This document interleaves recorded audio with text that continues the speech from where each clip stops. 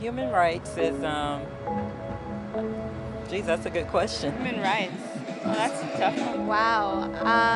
Права человека. I don't even know how to give that a definition. I would probably have to do a little bit of homework or something. Any right that I think just as a normal, human, any... The rights that humans have. Oh, that's a very large debate. Tú le puedes preguntar a 20 personas y te van a dar 20 diferentes opiniones. Non saprei, è una domanda complicatissima. Because we just take them for granted that they're there, but we don't even consider what they are.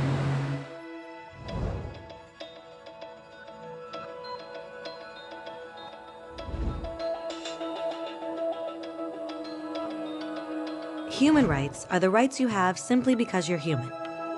It's how you instinctively expect and deserve to be treated as a person, like the right to live freely, to speak your mind, and to be treated as an equal. There are many kinds of rights. Most apply to a certain group. But human rights are the only ones that apply to absolutely everyone, everywhere.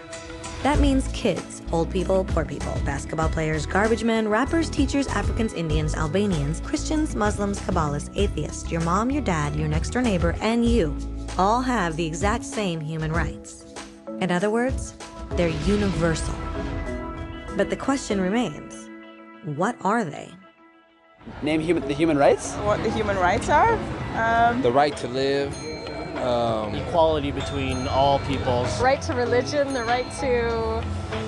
Is there supposed to be a list somewhere I should be aware of?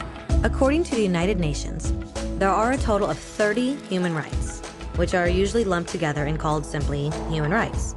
They're all listed out in the Universal Declaration of Human Rights, which is the world's most widely accepted document on the subject. But it was a long time in coming. At first, there were no human rights. If you were in with the right crowd, you were safe. If you weren't, well, you weren't.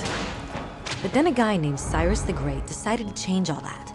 After conquering Babylon, he did something completely revolutionary. He announced that all slaves were free to go. He also said people had the freedom to choose their religion, no matter what crowd they were a part of. They documented his words on a clay tablet known as the Cyrus Cylinder.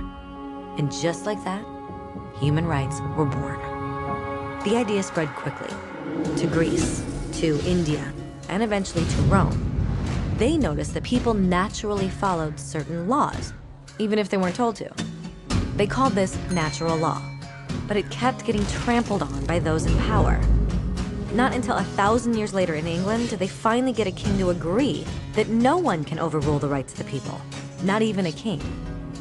People's rights were finally recognized, and they were now safe from those in power.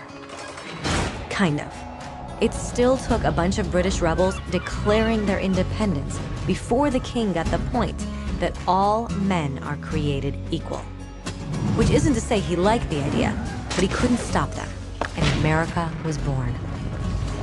The French immediately followed with their own revolution for their own rights. Their list was even longer, and they insisted that these rights weren't just made up. They were natural. The Roman concept of natural law had become natural rights. Unfortunately, not everyone was so thrilled.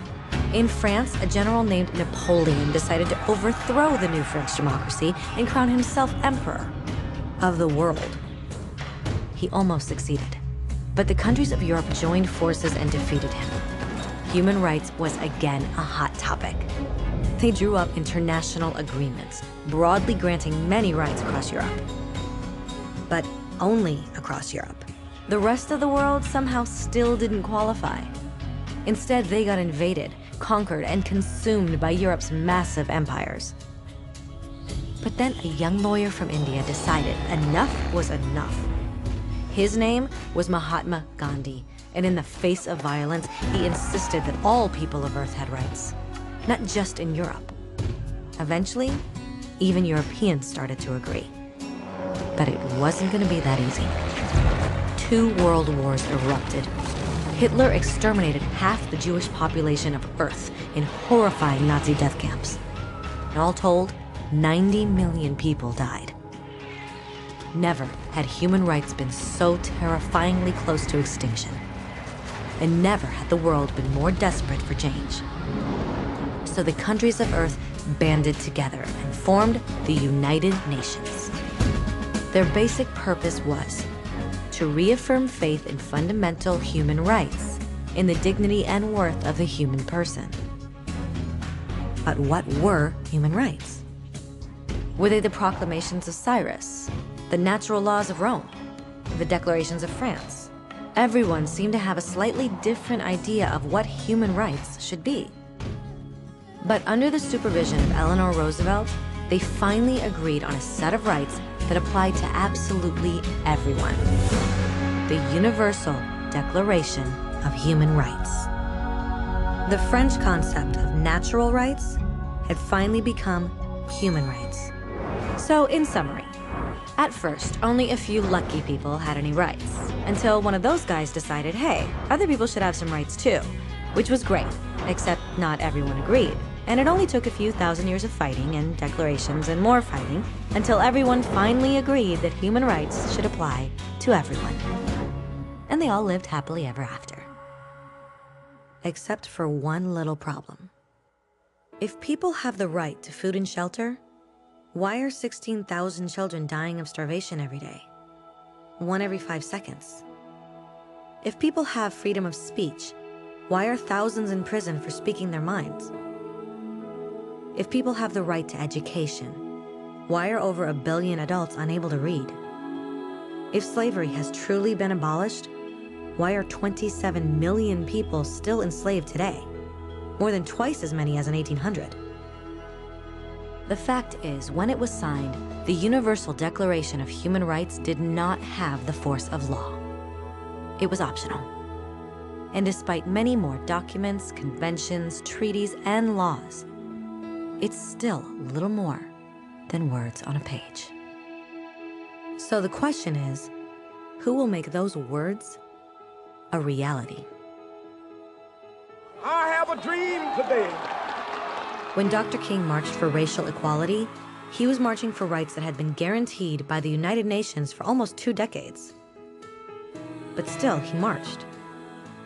When Nelson Mandela stood up for social justice in the 1990s, his country had already agreed to abolish such discrimination for almost 40 years.